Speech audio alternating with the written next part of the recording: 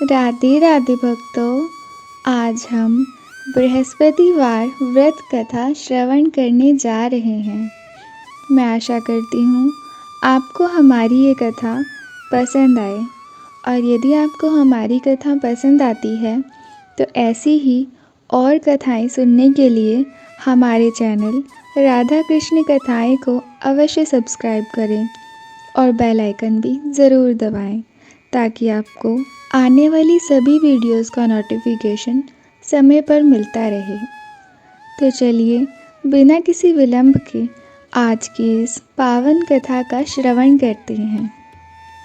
जय श्रीमन्नारायण। राधे राधे। इस दिन बृहस्पतेश्वर महादेव जी की पूजा होती है।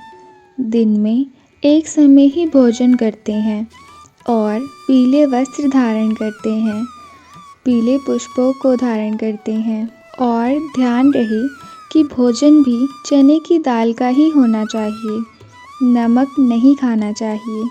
पीले रंग का फूल, चने की दाल, पीले कपड़े तथा पीले चंदन से पूजा करनी चाहिए।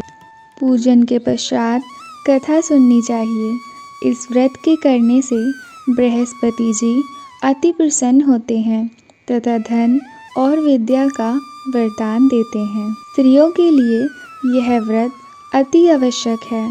बृहस्पति देव के व्रत में केले का पूजन किया जाता है। बृहस्पतिवार व्रत कथा। किसी गांव में एक साहूकार रहता था जिसके घर में अन्न, वस्त्र और धन किसी प्रकार की कोई कमी नहीं थी, परंतु उसकी स्त्री बड़ी कृपण थी। एक समय एक साधु महात्मा बृहस्पतिवार के दिन उसके घर द्वार पर आए और भिक्षा मांगने लगे। स्त्री उस समय घर के आंगन को लीप रही थी।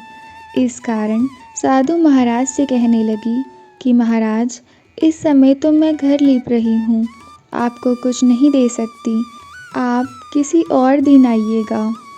साधु महात्मा खाली हाथ चले गए। कुछ दिन पश्चात वही साधु महाराज आए। उसी तरह भिक्षा मांगने लगे। साहूकारनी उस समय अपने लड़के को भोजन खिला रही थी।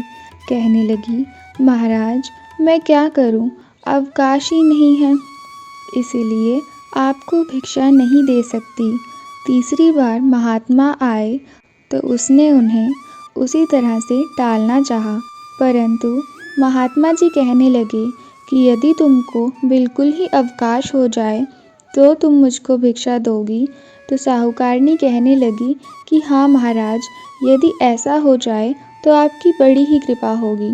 साधु महात्मा जी कहने लगे कि अच्छा, मैं एक उपाय बताता हूँ।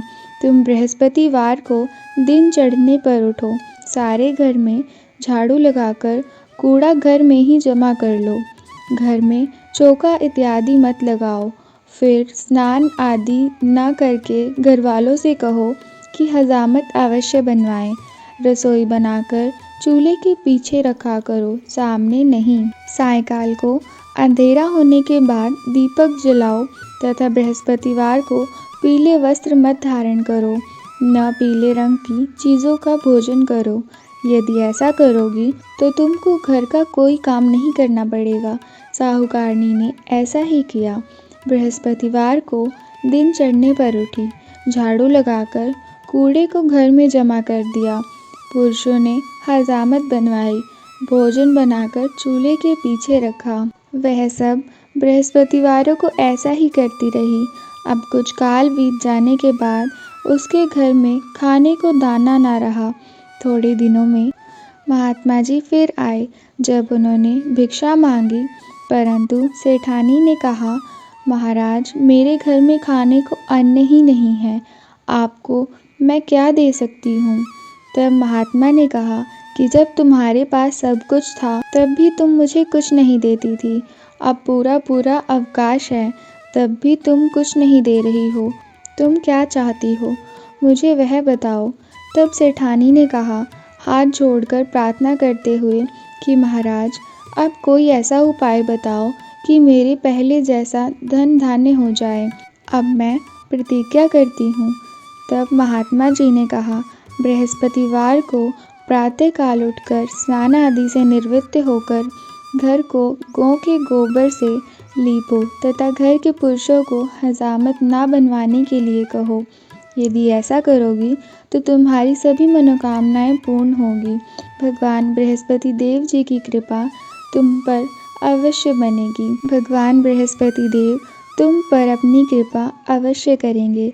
सेठानी ने ऐसा ही किया और उसके घर में धन धान्य वैसा ही हो गया जैसे पहले था।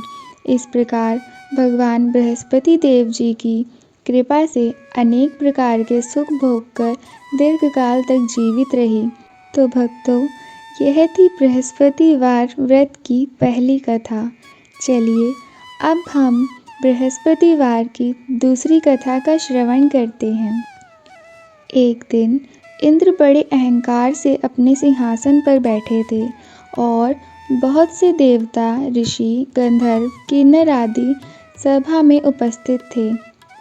जिस समय बृहस्पति जी वहां पर आए तो सबने उठकर उनका सम्मान किया, परंतु इंद्र गर्व के मारे खड़ा न हुआ, यद्यपि वह सदैव उनका आदर किया करता था।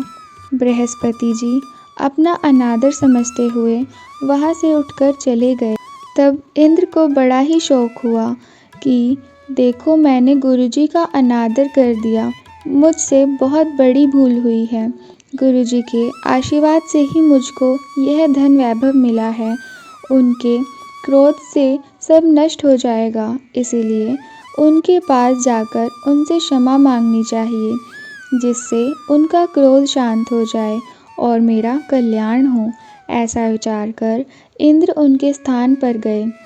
जब बृहस्पति देव जी ने अपने योग बल से जान लिया कि इंद्र क्षमा मांगने के लिए आ रहे हैं, तब क्रोधवश उन्होंने भेंट करना उचित नहीं समझा और वह अंत ध्यान हो गए। जब इंद्र ने बृहस्पति जी को घर पर ना देखा, तब निराश होकर लौट आए। जब दैत्यों के राजा विश्ववर्मा को यह समाचार विदित हुआ तो उसने गुरु शुक्राचार्य की आज्ञा से इंद्रपुरी को चारों तरफ से घेर लिया।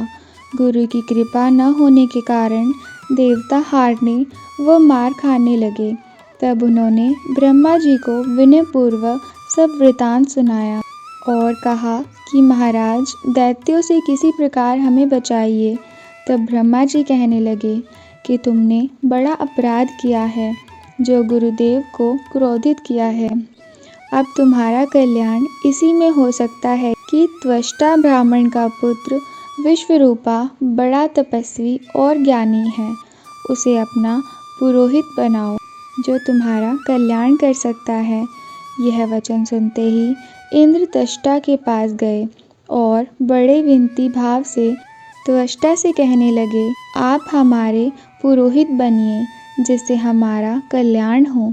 तब त्वष्टा ने उत्तर दिया कि पुरोहित बनने से तपोबल घट जाता है, परंतु तुम बहुत विनती कर रहे हो, इसीलिए मेरा पुत्र विश्वरूपा पुरोहित बनकर तुम्हारी रक्षा करेगा। विश्वरूपा ने पिता की आज्ञा से पुरोहित बनकर ऐसा यत्न किया कि हरि इच्छा से इंद्र विश्ववर्मा को युद्ध में जीतकर अपने इंद्रासन पर स्थित हुआ।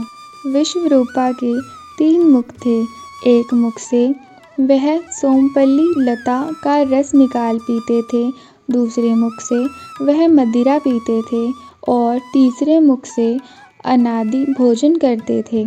इंद्र ने कुछ दिनों उपरांत कहा कि मैं आपकी कृपा से यज्ञ करना चाहता हूँ। जब विश्वकर्मा की आज्ञा अनुसार यज्ञ प्रारंभ हो गया, तब एक दैत्य ने विश्वकर्मा से कहा कि तुम्हारी माता दैत्य की कन्या है। विश्वरूपा उस दैत्य का कहा मानकर आहुति देते समय दैत्य नाम भी धीरे से लेने लगे। इसी कारण यज्ञ करने से देवताओं का तेज नहीं बढ़ा। इंद्र ने यह वृतांत जानते ही क्रोधित होकर विश्वरूपा के तीनों सिर काट डाले। विश्वरूपा के मरते ही इंद्र का स्वरूप ब्रह्म हत्या के प्रभाव से बदल गया। देवताओं के 1 वर्ष पश्चात करने पर भी ब्रह्म हत्या का वह पाप न छूटा। सब देवताओं के प्रार्थना करने पर ब्रह्मा जी बृहस्पति जी के सहित वहां गए। उस ब्रह्म हत्या के 4 भाग किए, उसमें से 1 भाग पृथ्वी को दिया। इसी कारण कहीं कहीं धरती ऊंची नीची और बीज बोने लायक भी नहीं होती।